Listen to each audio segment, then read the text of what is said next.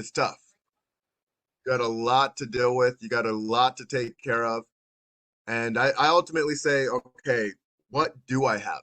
What can I Mhm. control? And what can't I control? And I get it. Like sometimes you want to control the uncontrollables, like someone leaving you a bad Google review and you didn't even do the thing that they're claiming you did. And it's like, what the? I didn't do that.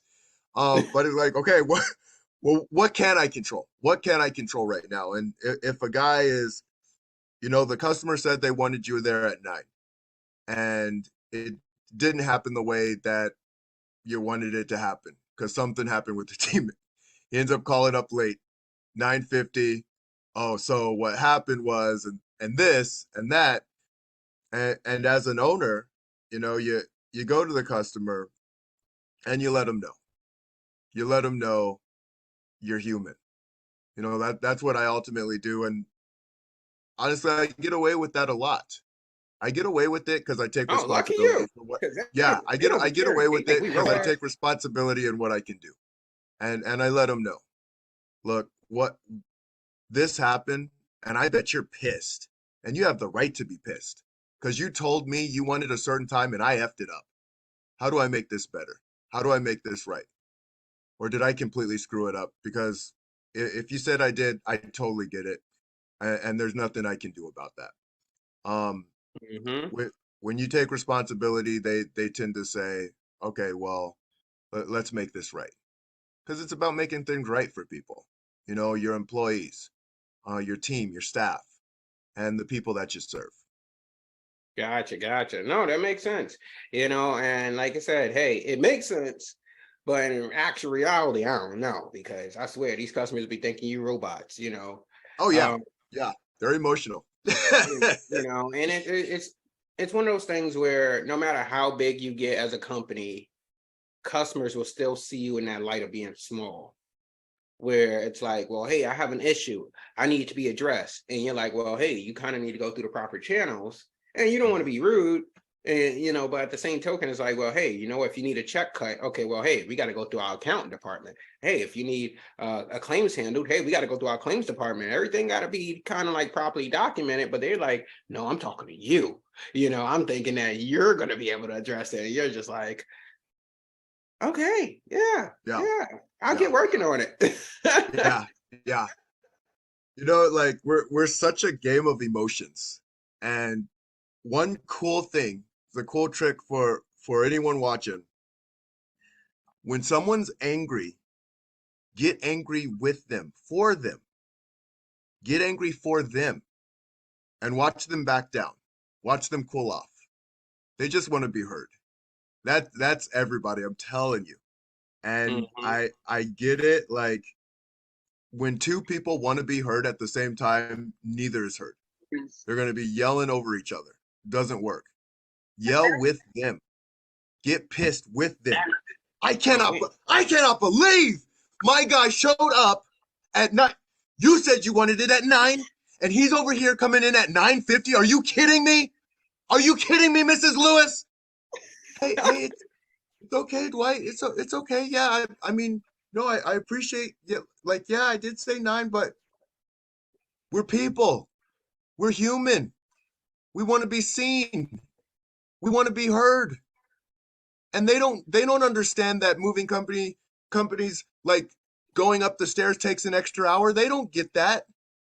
They don't move. We do. We take Hmm. care of them. We do it all the time. So we see things they don't even see. Cliff, I ain't even gonna lie, you scared the shit out of me. Hell yeah. Yeah. Damn. And I That's the just way it got goes. on. It's a I'm game, like, dang. the game of emotions. Yeah, Look. I'm like, damn, that shit kind of worked. I might have to try that. And he got his muscles out. Right. I'm like, goddamn, that was believable. I know, right? He's gonna pull the I'm damn about to, guns I'm about out. to be Miss Lewis. Like, yeah, you're right.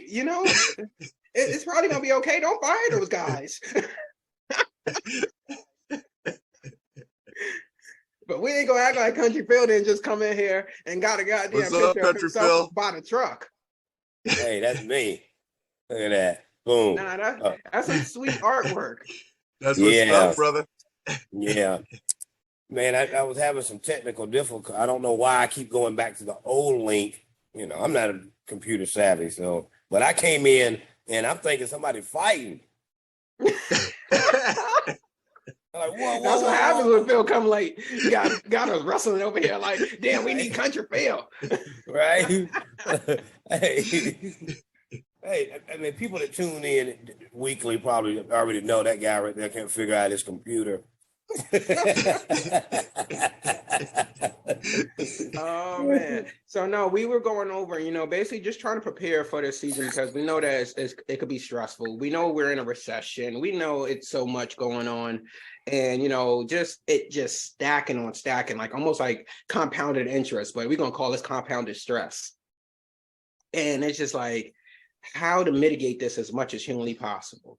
We can dial in on our systems. We can, look for holes in the bucket. We can, do all of this stuff that we need to do business wise and still just be freaking stressed.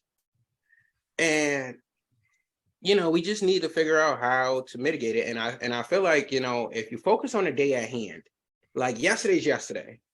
And like I mentioned to you, Phil, when we talked in private, it's one of those things that it can become, I feel like it can become like a health risk, the way I treat things. But I feel like if we treat every day for every day and have short-term memory to this stuff, it's one of those things that it don't linger. It don't, it's not one of those things that you let build. And people say, oh, well, hey, if you keep stuffing it down, one day you're just going to explode. Oh, shit, if I keep forgetting it, how can it, But, I also know that have a curse too, because, hey, when you forget one thing, you may forget another. Like, okay, well, hey, yesterday was yesterday. But what was the good that happened yesterday? Along with the bad that happened yesterday. And you can't necessarily have both. You can't just say, well, I'm going to forget all the negative and don't have the good and keep the good. It just doesn't work that way. So I don't know. I don't know what you guys think along those topics of just trying to have a short-term memory. Yeah. No, I say we are conditioning our minds all the time, conditioning them all the time. And as you guys went from like on your journeys alone, you're learning a lot. Every time you get into something new, you realize, holy crap, this was harder than I thought it was. I can't believe this. And then it gets easier. And then you start leveling up, hopefully. Because some people it never gets easier. And it doesn't get easier because they're not around the right people. You're gonna become who you're around. Mm-hmm. And Country Phil, we had conversations, you're gonna become who you're around, and he gets how important that is. That's life or death. That's life or death. And it's always been that way. It has always been that way. We just don't get that when we're kids. We got parents that love us up, and they've probably conditioned us not perfectly either, because they're doing the best that they can with what they got. And ultimately I said, the more I know, the more I can serve for myself and others, me and others. And I didn't even know, like, I've been building my leadership skills since I was a kid because I felt pain super young and it sucked. I didn't like it. But I realized it made me who I was today. And we're going to be in pain. That's life. Life's fucking hard sometimes. It's the hardest thing that you battle. And being able to just be like, all right, I can drop this or I can pick it up later. Laying in bed, stressed out, you can't do anything about it. You're in bed now. It's time to sleep. Take care of what you can take care of in the moment. But Cliff, it's hard. Yeah, it is at first, but it gets easier I think because that, we're leaders. I think it comes down to awareness though. Like, when do you guys feel like maybe it's time to bring in a professional for the mental stability, like, because as and I don't want to use race in this. At the end of the day, if it's mental, it's mental, but when do we feel as men and women that, hey, you know what, enough is enough, we need to seek help because we just can't carry this weight you know, because therapists do work, you know, it's just a matter of finding the right one. Right away, as soon as you can. As soon as you can. Because no one knows when they're going to get hit with something. Like this, and this is the thing. See, pain drives us. Pain drives us. You notice how like, oh, I got a heart attack. Should probably start taking care of my health. Oh, I had this thing happen. Should probably start doing this. The cool thing is we get that one thing, right? That one pain threshold that got us moving, because we all do it. It's just human to do. We don't worry about it until we got to worry about it. Like, oh crap, this is painful. This sucks. Yeah, that's true. No, you ain't never lied. I remember a couple of times in my younger days where my back actually gave out quite a few times. And I tell you, if that ain't the most motivating thing to get your health back in order. Yeah. Yeah, you notice those circumstances really get you moving. So after you get your first pain, after you get through that first one, do your best to be proactive after that. Because people need to go through the pain first. So I would say on a like I said, going back to the whole recession proofing your business, guys, you know, and ladies, one of the things, like I said, a couple of the things that you could be doing is, you know, making sure your marketing is down. And let's start, you know what? Let's start it all over. There's 5 areas of your business you want to focus on. You know, you want to focus on marketing. You want to focus on operations. You want to focus on HR. You want to focus on your compliance stuff, because without compliance, you have no business. And there's probably one other area I'm missing, but pretty much those 4 areas going to make up the makeup of your business. So, you know, when it comes down to marketing, hey, make sure you're dialed in. Make sure your marketing spend is where it needs to be. Even if right now, let's say you're drawing a negative on a year, and you know you're like, well, damn, I don't know what really my marketing is, or whatever the case is, because you know, obviously, if you're looking at a P&L statement, your marketing might be like, goddamn, if you're negative, your marketing might be like, goddamn, 21, 22%. And you're just like, goddamn, I'm sure I'm not in that 7 to 10 range that he was talking about. You know, but if, you know, with your numbers, if you're able to reverse engineer that, and you're saying, well, hey, what's 7%, what's 10% of where my revenue should be? So you say, well, hey, you know what? 10% divided by, I got to figure out the number. Sorry, I'm losing my mind.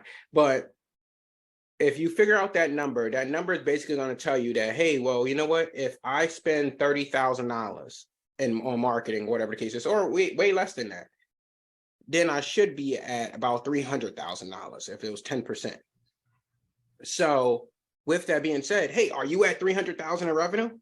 If you're not, then obviously you want to keep focusing on keeping that marketing where it's at, and making sure if you're spending 30, you need to be at 3.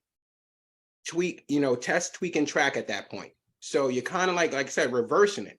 You're saying, hey, I need to be at 300,000. I'm spending 30,000. I know I'm spending 30,000. Figure out how you need to get to that 300, whether it's now your sales you have to adjust, you know, whether now this is stuff you don't have to spend money on. If you have email automation going out, and if you're using a software of some sort, CRM, whatever the case is, if you have email automation going out, make sure that your emails are dialed in. Make sure that you're getting first point of contact when a new lead hits your system. Oh, hey, Miss Jane, so I seen that you was looking for a quote. Currently, we our reps did get your quote request. They are on the phone. They will give you a call shortly. And this is the email going out. They will get a call shortly. We will give you a call shortly. But in the meantime, here's a list of services that we offer. So you keep the customer dialed in a little bit. Then you say, well, hey, you know, in the immediate time, if you would like to get a hold of us a lot sooner, give us a call at this number. So pretty much that email is basically a delay for your reps to get a hold of that customer, but also a way for you to make that first point of contact with that customer. And that's free. It's just a matter of you creating an email, and it's automatically going out to your new leads coming in the system. You know, then you have emails going out for, hey, we tried calling you. This is an unreachable lead. Hey, we tried calling you. We couldn't get a hold of you. We would love to give you a fast, free, no obligation estimate. Give us a call when you can, etc. So this is when you're CMETting the customer. You called them, you left them a voice message. Now you're emailing them and you're sending them a text message. And this stuff is just going out on the back end. You created these canned emails and text messages, and they're just going out on the back end. Just staying in front of the customer, keeping the customer kind of like engaged on your company. Now if you sent them a quote, you want to have an email going out after you send them a quote. Send them a thank you. Hey, thank you for taking the time out today to speak with me. Here's a breakdown of how our services work and a quick glimpse of how your services work. Paint the picture in that email of how what they should expect when your services are delivered to them. And it's just those little things that's going to ramp you up. And a lot of that stuff don't cost you no money, just cost you time. What you guys think about that? So you, Country Phil. We haven't heard you yet, brother. I'm doing more. This week is my week of more listening and more listening, not as much talking. That's kind of where I'm kind of at this week with the with myself. Having an open mind, a little bit more of an open ear. Nice. Okay. Yeah, I'll just kind of keep observing for now, and kind of I'll shoot some input in there. I ain't gonna be a mute now. But, I think a lot of times, man, we're all different, man, but I think a lot of my problem is, when you can identify some of your character defects, I think that you're probably in a pretty good place because we all have them. And one of my character defects is damn talking too damn much and not enough damn listening. Just because I got 1,000 things going on at one time, of course. So I'm just kind of absorbing everything, and I'll let you guys continue. No, I respect that, and I'll say real quick too. This game of life is so damn hard, right? We're doing the best that we can with what we have, and personally, I think Phil as an individual, he's a very wise individual. He's done a lot in his journey. And the biggest thing as a leader is learning when to lean in and learning when to step back. This is a tough game. Sometimes we lean in and we should have stepped back. Sometimes we step back and we should have leaned in. And the cool thing is I want to remind everyone, have grace on your journey. Have a lot of grace on your journey because you're all leaders here. You're all doing the best that you can. And don't ever get bigger than your britches, or try not to. I'm that person who they say eat the elephant one bite at a time, and I've personally tried to eat the whole thing and nearly choked myself to death. Just like, ooh, that was a little much. Let me try one more time. Did it taste like chicken? Right. Life beats you up. You got to compare everything to chicken. Did it taste like chicken? Yeah. Yeah. It's true. Yeah. Dude, I tell you, why you on that? Because I'm starting to feel a little hungry. So I'm thinking about that damn pork chop Phil was eating last week. Got a cupcake this morning. Can't go wrong with the pork chops. But I'll say, like, Dwight, you're right on. When it comes to putting those things in place, and the thing that my dad used to call me the laziest, hardest worker, and what that means is I'll work hard if it makes sense to do it. If it doesn't make sense to do it, I'm not doing it. Like, I'm not gonna do it. I'm good. And so, like, why am I doing these things? Like, why am I putting you said this takes time. I heard you. You said it takes time. I don't like taking time. Why? Why am I doing this crap? Well, we're doing it for whether you have a family, or whether your team's your family. I don't know. You're doing it so you can have peace of mind. So you can have peace of mind knowing that all your pieces are taken care of. So that you can know your customers are taken care of.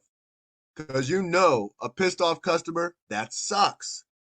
You know when your laborers aren't doing their job, that sucks. You know when your sales reps aren't in the right position, that sucks. And it's hard because now you got to deal with, oh, I got to deal with this. Crap, I got to deal with this. Oh my goodness, I got to put out all these fires all the time. But if we step back and create something that puts out the fires for us, well, life starts getting easier and we can focus on what we need to focus on. Hey, as they say, if business was easy, everyone would do it. Exactly. You know, exactly. in this business, in this industry in general, it is, I don't know any other industry, but for me, I feel like this has been a really challenging industry, you know, and we get through it every day. We battle, you know, whatever we need to battle every day for ourselves. But the trucking industry is a tough industry, you know, even behind the scenes, the stuff that our guys don't know we deal with is tough, you know. And I'll be honest with you guys, you know, I was just a few days ago, you know, or a week ago, whatever the case is. It was one of those things where freaking I got my insurance renewal quote. And when I tell you just getting that insurance quote, it was one of those things that makes your heart drop. Like, God damn. Like, yo, can we ride dirty for a little bit? Like, God damn. You get in Florida, they'll let you. Yeah. You know, I ain't trying to pay that. But when and again, you know, hey, when DOT gets stuff before you even get it, you know you got a problem. Oh yeah. They get the notices before you get it. Hey, your insurance is expiring. God damn, where's my rep? Right? Yeah. Like, hey, this must be a lie. 60 days before your renewal, you get the letter in the mail. Like, this is a reminder. Like, really? We're like, God damn, 60 days. The numbers are going down. 59 tomorrow. Well, at least you are. At least you guys up in that area are feel like you're getting your money's worth for what you're paying for where you're registering for your licensing at. Here in Florida, we register through the Department of Agriculture. They don't give a damn. They don't care. You know, they ain't sending you no reminder or anything. You're not that compliant. You're just paying them annually for damn near nothing, dude. I'll be honest with you. You know, nobody's being compliant with anything. You got guys running around unlicensed for 30 damn years. You know, people reporting them. They stealing shit, and they ain't even calling the damn people. Oh, well, it looks like your license is coming up due in 60 days. It's like, damn, bro. They got that. They got that on lock. They do. They definitely know when to bail you out. They're like, oh, I think it's about that time to collect. The hell, man. You know, and it's the crazy, thing is, when I was in Florida, they definitely was harassing me. You know, when it got to that point where they was like, "Oh yeah, your insurance is starting to expire." Well, damn, I ain't even in business no more. Why are you still harassing me? Like, you know. But be an unlicensed, be an unlicensed mover for 30 years. Sir, would you like a cup of coffee and some breakfast? They ain't harassing me. They ain't harassing nobody. That's why I feel like sometimes it's a waste of money, even, you know, being here in Florida, man, because they don't really there's no compliance with anything, you know. But I guess it is what it is. That's why you get guys, you know, two guys in a truck for freaking $95, $85, $75, $30 an hour. They're like, well, damn, how the hell you gonna confusing the hell out of people? Yeah. You know what I mean? But and like I told you, Phil, everything in Florida is far as hell to begin with. You know, we had one customer moving from like the Vero Beach area to somewhere, you know, and it was close, but it was just like, okay, hey, you know, we only need 3 items moved. Okay. So we're gonna charge you around $390. You know, furniture delivery and stuff like that. You know, that's gonna cover the truck, the guys, and it's a flat rate price. You ain't gotta pay no more. $390. Yes, sir. You know what gas prices are? you know how much I gotta pay my guys? You know, I think that's more than fair. Oh, you know, it's funny. Melissa was telling me yesterday, it was probably 6:30, 7 o'clock at night. She cooking dinner and her phone rings, of course, you know. She answers all the incoming calls, and it was a customer, so she answers it. She gives the guy a quote, and he's like, "Oh, that sounds expensive. It seems like I'm in the wrong business. Motherfucker, I'm answering the phone while cooking dinner, trying to take care of my family, and you in the wrong business. He said, hold on, not the motherfucker in there. Hold up. Hey, that's what she wanted to tell him. She said, after she got off the phone, she said, you know what? I should have told the guy, you know what? Here, you come run this shit. You come cook and freaking answer this phone at 7 and have somebody calling like you at 7:30 at night trying to be cheap. I wouldn't even feel comfortable telling no woman on the phone that was too expensive.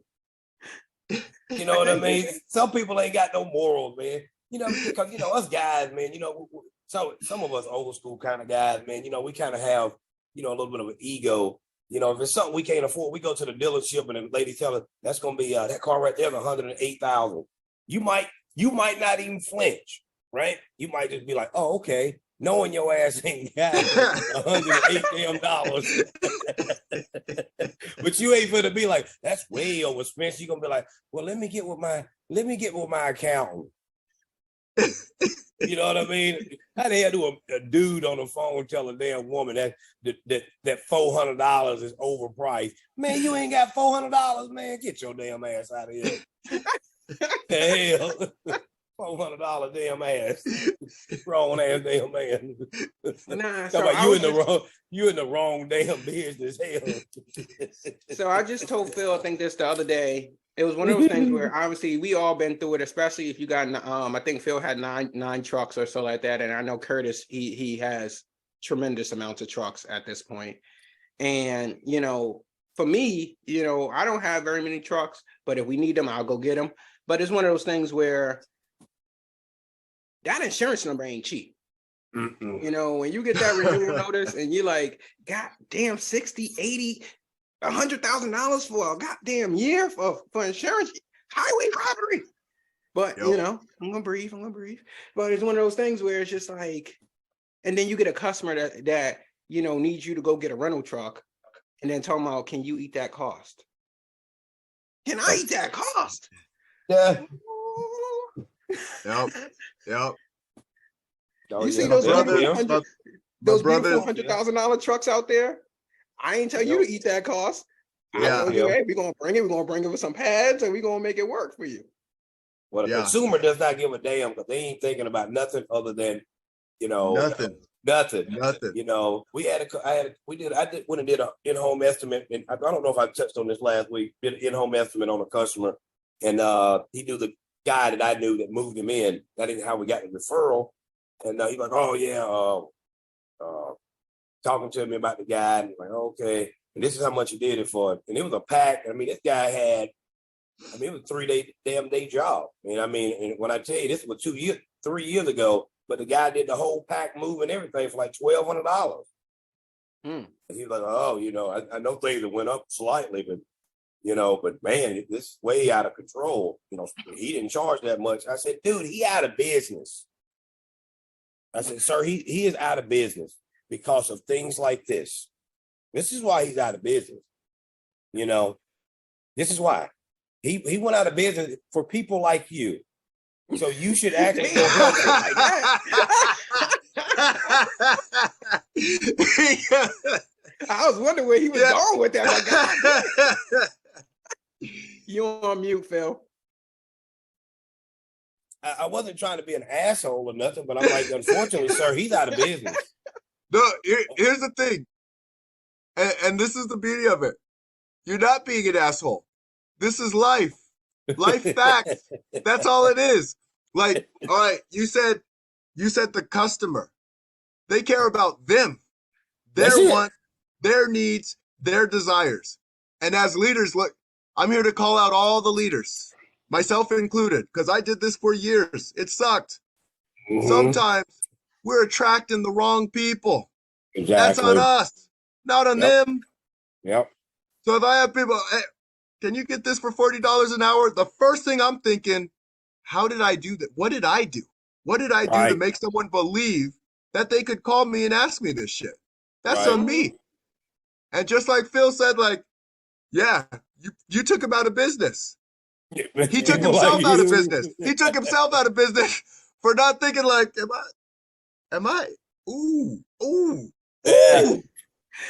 Pain moves us, baby. Take the Right. pain, move forward. Yeah, Right. exactly. And that's the thing. It's like you attract like your message that you deliver, whether it's as a personal person or as a business owner, is the people that you're going to attract. You know, one of my close friends of mine asked me the other day, he was like, "Hey, why do I always attract the crazy ones?"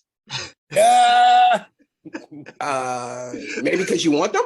I don't know the answer to that. Like clearly, if they Right. keep migrating you, you must want them. Maybe that message is on your forehead. I want crazy. I don't know. Like, why are you asking me? You put it on your truck. If you're broke, if you're hurting for money, if you need help, call me. Then you Right. wonder, like, where are all these cheap ass people Right. calling my ass? The crazy part is I was driving around upstate New York when we first got up here recently, and I seen a truck blank. It was a white truck, just completely blank, but it said affordable movers, call us today. Mm. Yeah. What's affordable for you may not be affordable for everybody else. You know, but I'm just thinking, just running around with that price on your forehead, affordable. You know, Yeah. everybody's gonna think Cheap. cheap. Well, we had a lead source. We just actually just bucked on their ass and told them to fuck off. But kept getting these phone calls from these people and or messages looking for someone that can drive my pickup truck. My pickup truck. I got 5 bags of clothes. And I got a damn goat that I need y'all to train. This is real shit, bro. This is a real damn deal here. And the goat needs to go in the cab of the damn truck, and I'm gonna ride on the damn back. Bro, I called the damn lead source. This is not the only message. I called him. I said, the reason why so I Googled cheap movers near me. Guess who the fuck pulls up? These motherfuckers. I said, God damn it, I can get my own phone to ring. Cheap movers. Melissa said that one lady, she called one lady, she was thinking, oh, well, I was just thinking, I could buy y'all some lunch. This ain't a meeting. What the hell are you talking about? Well, I got you guys your pizzas. Can she give us a post-dated check to July? Bitch, it is March, June. What are you talking about? Don't cash it for a few months, but I'm telling you, it's gonna be good. It's gonna be good. I'm waiting on that check. But these are the things, bro, that we, I cussed their ass out. I told them I ain't paying y'all shit. Whatever. Y'all done wasted enough. It was lots of them, bro. And it was just, it was kind of degrading. I don't want to call the name of the company out, but it's got a lady's name in it. The name of the lead source. What is that? Yeah, it starts with an A. They used to be pretty good, but now they just garbage. You hit cheap movers near me, boy. They sponsor ad pop up. Well, we got you the phone calls. Hell yeah, you did. People trying to move goats and trash bags and shit. You got to drive my late husband's pickup truck because I can't drive it. You ask him, what are the qualifications of the lead source? Oh, they just need to have a pulse. Right. Hey, I called her. She said, well, maybe we just need to change your marketing parameter. The hell no, ain't no damn marketing damn parameter.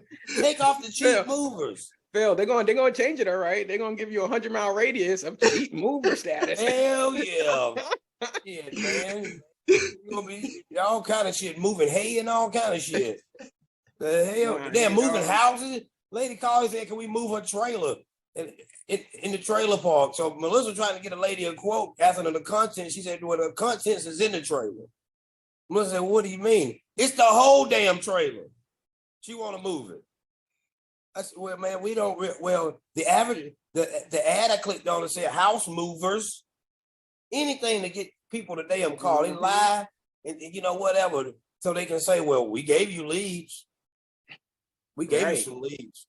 So now I would say there's definitely been some cheap leads out there for sure. And the ones that the prospects that actually call that actually say something like what is it? Oh, we seen your rates on your website. You said you were like $300. What website you looking at? I Right. ain't never posted a rate on my website yet. It's like, oh, aren't you on U-Haul or something like that? Shit, I even boost the rates up on there, so you wouldn't say that. You know, and one of the guys, he might be on the chat now, but one of the guys was saying, oh yeah, you're on Porch Moving Group and you're ranked like 18th highest in price. That's okay. I'm fine with that. But Right. we're ranked number 2 in ratings. So customers are either going to look at us for our ratings or they're going to look at us for our price. If they're looking at us for our price, hey, you got a long list to get to us. But the top 3 people is like for like 2 hours, 3 hours, it's like, let's just say $300. And I'm just like, how are y'all making money sending your guys out there knowing that these jobs aren't free? So you got to pay these Porch Moving Group vendors a percentage of your move. So in most cases, some of them want 20%, some of them might want 14% or less. So 20% of your move and you're $300. What are you making? You know, and so I'd rather say, you know what, we're gonna, instead of being us being 300, we're gonna be $800. If the customer want us, hey, we just gonna have to show up and put up. You know, but I'm not charging below market just to get this job, just to deal with the headache of that customer who, oh, I charged $300 to, and they saying, oh, you messed up my sofa, that's $600. What you want from me? I clearly can't afford it with the job you paid. Yep. Right. And that's the same issue I had when I first started. I started at 150, $50 per man, which was 2 men, and $50 for the truck. And I was like, hey, we're gonna try to get this money. 3 hours, $450. Let's go. We're gonna get this money. And then when you get that one customer that says, oh, they try to get the sofa through the door and they just snagged it a little bit, and that sofa was $600. Yeah. For $450, you don't get no type of valuation.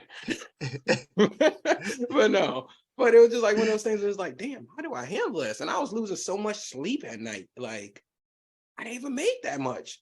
Now my guys were out there for 10 hours and we maybe made $800, $900 off that move. And now you're saying that like 5 items got damaged that exceeds the value of your whole move. So now I'm thinking like, damn, at that time in the earlier stages, do I pay my guys for this move? Because I clearly got to give that $900 back. Like, this is not sustainable whatsoever. And, you know, so it comes down to like, guys, do you want to lose sleep because your rates are too low? Or do you want to kind of feel like sleep a little better knowing that you had that cushion in case something happens on that job? And I know some people charge for valuation. You know, every state is different on how you charge for it. You know, in some states that's unregulated, probably like Arizona, maybe, and Florida is one of those places where you could say, well, hey, I'm going to charge you maybe $1.25 a pound or whatever the case is, or maybe a little less than that. In New York, it's like, well, hey, you can't charge this much. You know, we may only be able to charge $100,000. We may be able to insure a customer up to $100,000 and only pull 500 from it. It doesn't justify, for me, it doesn't justify the extra headache on that, because I can see a customer saying, well, hey, I paid $500 for valuation. I want everything to be immaculate. You know, I want you to pay for this because this guy, you know, he just didn't put a blanket over that leg and it got a little scratch. I don't want to deal with that headache.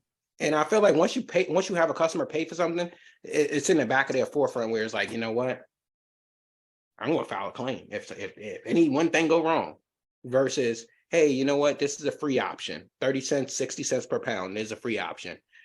You know, if you want additional valuation, like Phil was mentioning earlier, what is it? Relocationinsurance.com, movinginsurance.com. Yeah. So we had got a call. I knew this young lady was kind of yanking my leg from last week. It was the first initial phone call. Of course, with my wife Melissa, of course, she asked for a discount right off the top, just because. Damn. Yeah, and then the day of move, she called and said she was running behind, and the guys were running on track of their time, whatever the hell that means. And so I told the guy, when you get there, you got to start a clock. So, my son's there, but his grown ass don't want to wake up out of bed. So can they come back? Can they go somewhere else and come back? And I'm like, ma'am, it's 1 o'clock. This was the second job of the day for that truck. Oh, but am I going to be charged? I'm like, well, somebody's got to pay the guys. So then after the move, the bill is a lot more than it was supposed to be. No, it's not. Well, it came in under the time. Yeah, we have a 3-hour minimum. Oh, well, I didn't read that. And then, of course, yesterday a phone call. My son's computer monitor is broke. Okay. Well, I'm explaining to him. Let me take a look. Let me take a look and see what insurance you took. Oh, you took 60 cents on a pound. But what does that mean? The insurance that you signed off of? Oh, I didn't read that. Yeah. Here we go. So, of course, I said, well, you took it. So I broke it down to and explained to her again after it's already been explained to her 4 times. There's no visible damage. So I'm going to take a picture of a monitor, but I paid $200 for it. And I'm like, it worked last year. It was under his bed. And I'm like, really? Well, don't worry about it. And hung up the phone. Nah. We had an issue where, we moved a customer out of storage, and it was a while ago, but moved them out of storage, and we brought like 3 or 4 TV boxes, because they had clearly no TVs, blanketed, wrapped, just kind of put in there, on top of stuff, whatever, wherever they can get it, they had it in there. We put it in a box, we delivered it to the house. They actually took it out of the box and had our box waiting for us to come grab them again at the end of the job. And then we get a call saying, "You guys destroyed my TV." Boy. Was your TV even in boxes before we brought the boxes? I think we did you a favor. Right. But you got to deal with those type of customers. All right. So we do have some comments in the box that I want to try to get to. So Oscar said there is no compliance for Arizona either. It's the same here. Guys charging $75 an hour, 3 guys and a truck. The pickup truck. You said what? A pickup truck, short bed, F-150. short bed. If you want an F-250 with the long bed, it's $76 an hour. Okay.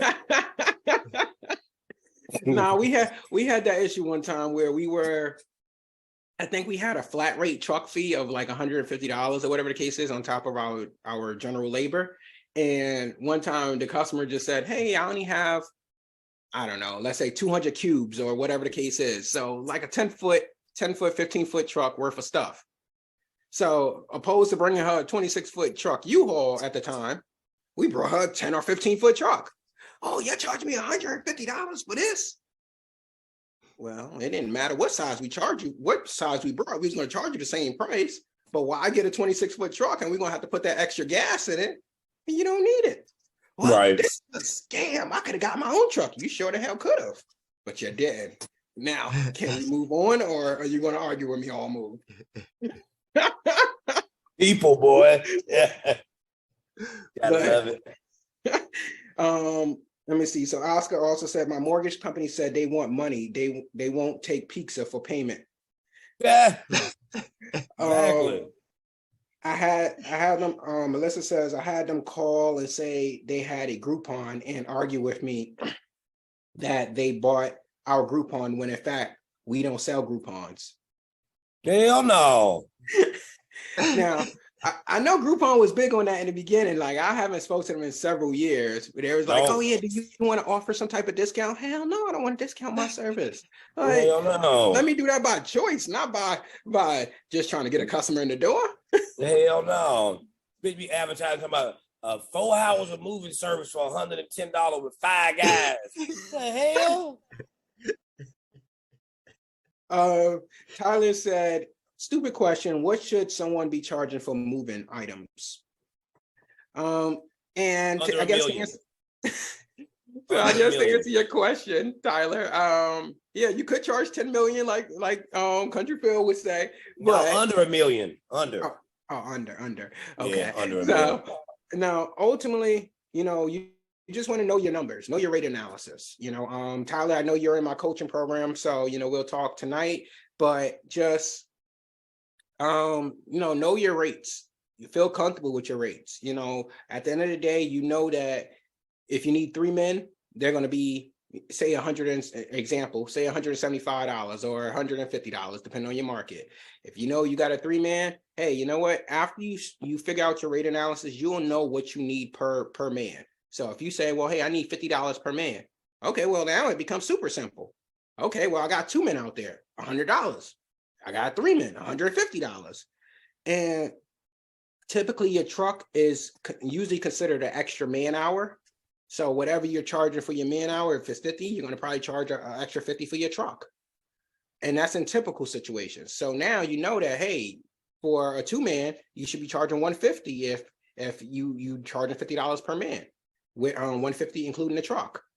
And you kind of start building that way. You build that foundation so that if you get a bid, oh, well, hey, we need you to move our court, or we need you to move, these real big 332 unit complex. Okay, once you know how many men it will take, that base rate of what you need to charge, and it don't need to be overcomplicated. Simplify the system, everyone, so that you don't have to stress on trying to get your numbers in order when a customer calls you. Yeah, there's a book called The 60-Minute CFO. Oh yeah, for moving company owners. Read that, get your numbers right. Because what's really cool is when you know why you're charging what you're charging, you actually bring the entire market up. That like Country Phil talks about it. People are bleeding themselves out and they don't even know they're doing it because they're not looking at the numbers. So they're thinking they're making like a profit or revenues coming in, and it's not. They're losing. And they don't realize it until it's too late. Like, oh crap.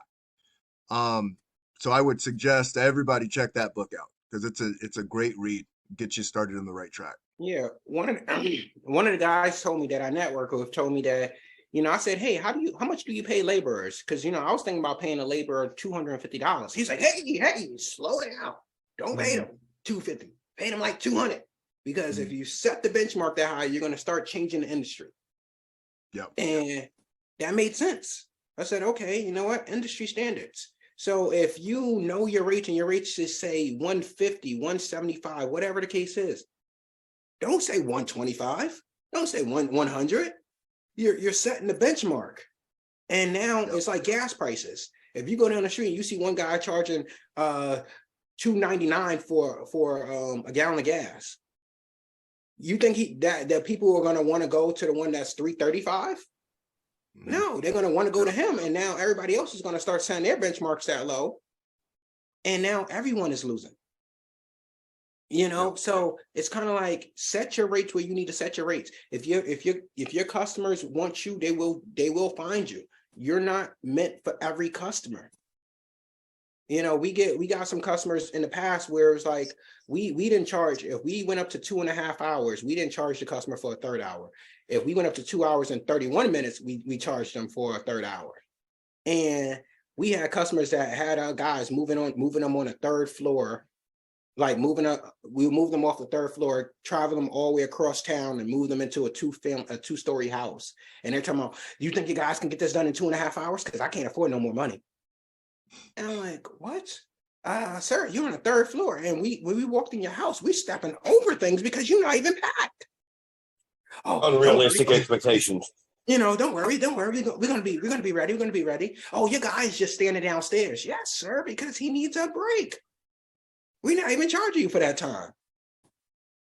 And then, then we get over to his house and then he's not even there. Waiting on him. Then when he comes, he's like, I'm like, sir, we're already over the time. Are you going to be able to pay for 3 hours? Well, if you go to 3.5, I ain't got to pay 4 hours, right? Yeah, I think I can get it done. Yeah, I think you can get it done. We'll do our best, sir. Then now the customer, like while we're unloading the truck, he comes and he wants one of the boxes aren't labeled. So now he wants to open the box. Oh yeah, one of those. Yeah, he wants to open the box and decide where it's going.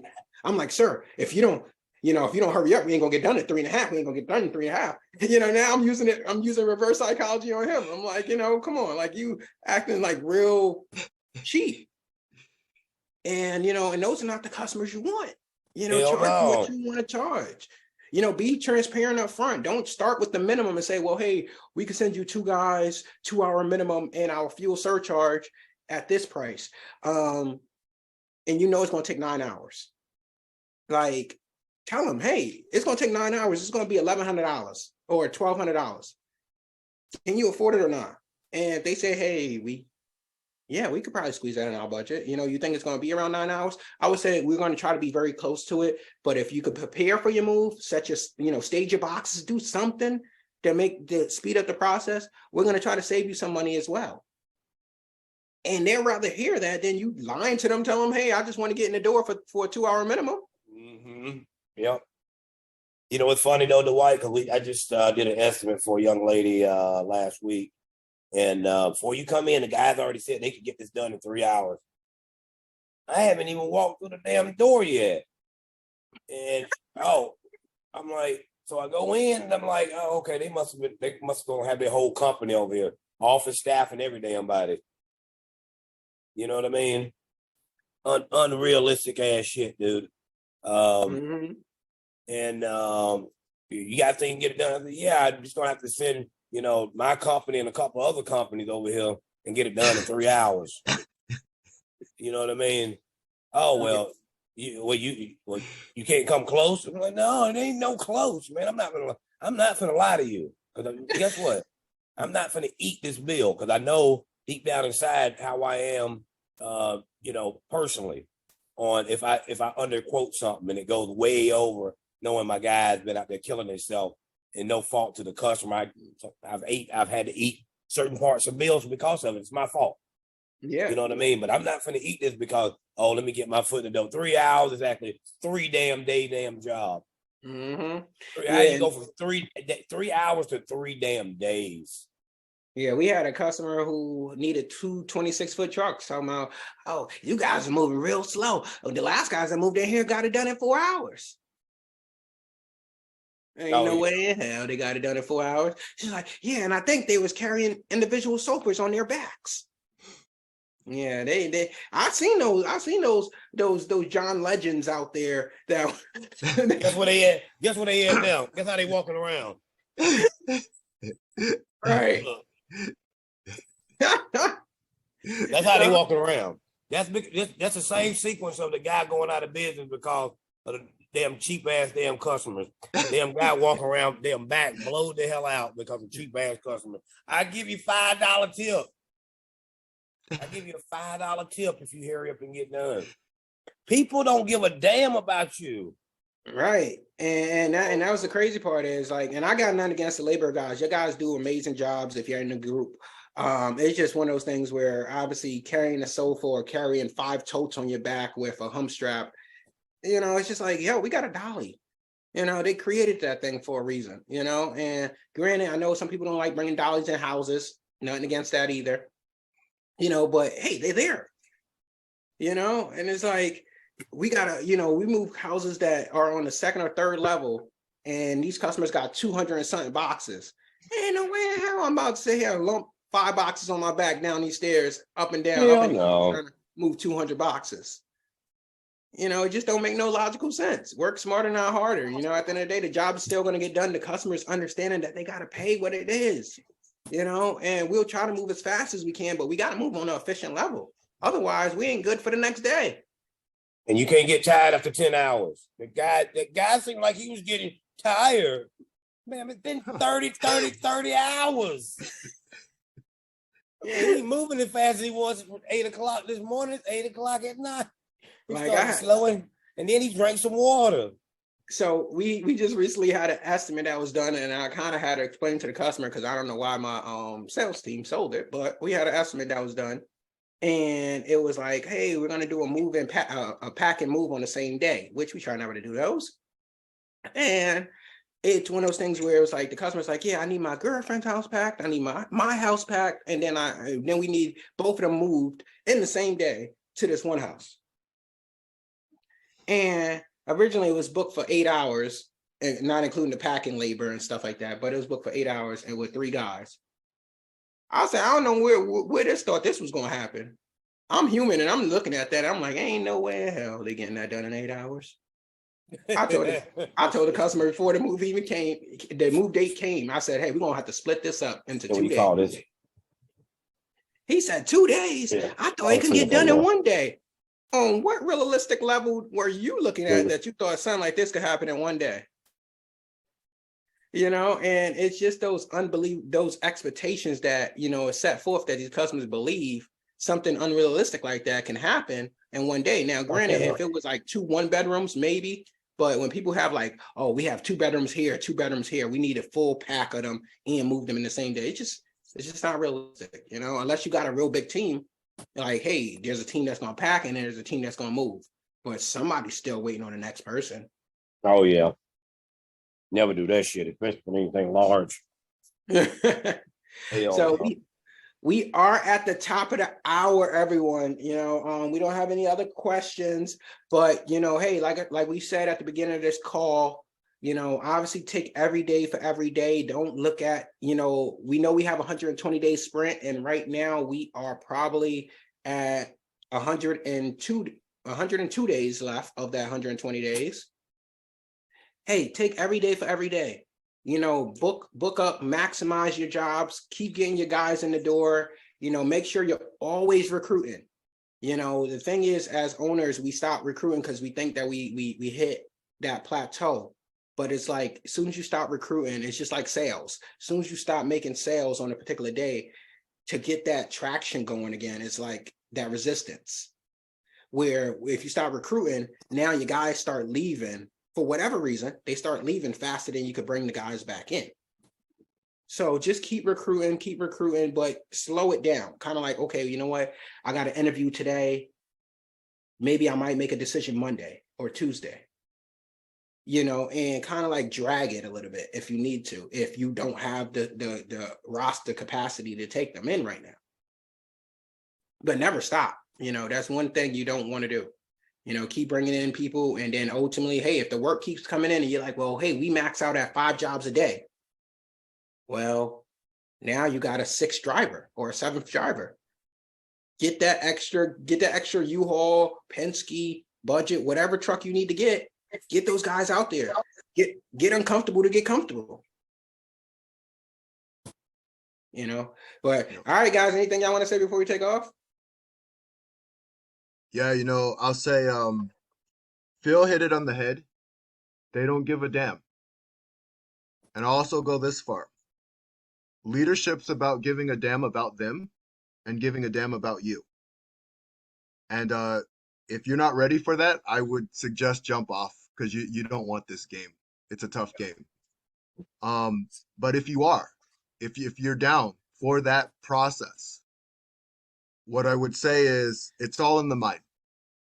Your mind is your best friend, and it's going to be your worst enemy too. And when you figure out how to use that thing, that powerful, powerful thing between the ears, you become unstoppable. Because when you can give a damn about you and give a damn about others, you change the world. Remember that. That just went over my head a little bit. What's that thing? That's good. That was good. I'm like, hold on. He said that thing between your ears. Hold on. What's that? Yeah, that guy had a very nice way of explaining things there, buddy. I tell you that. That's definitely right on the head there, Clifford. Thank you, brother. Anything for you, country fail? Now, I hope everybody have a good day. Don't let cheap customers run your ass in the ground. Amen. And staying consistent.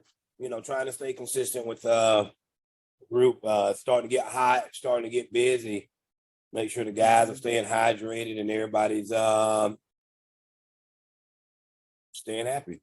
Yeah, definitely. I get some water machines in your office, you know, get some water bottles for your crews. It's the little gestures that help, you know, keep your crews around. You know, obviously, You know, we used to have a basketball court inside of our warehouse. Let the guys play a little basketball in the morning before get ready to go out for the day. And I used to tell the ass, hey, you mess around, get hurt, you still going out. But you know, that wasn't the point. It was just like, hey, you know what? Morale builder. Yeah. You know, I know some people have breakfast for their guys in the morning. Like, you know, Country Phil, he might want to throw some waffles and bacon together, you know. But, you know, it's whatever you got to do, make your guys happy at the end of the day. It's the little gestures that you don't have to spend a lot of money, but these guys do appreciate just a little consideration that you do give them. And they'll go to bat for you, you know, and that will reduce your turnover rate. So go out there, enjoy your day, hopefully enjoy the rest of this month, but we'll see you next week anyways. All right, everybody. Take care, everyone. Thank you, brother.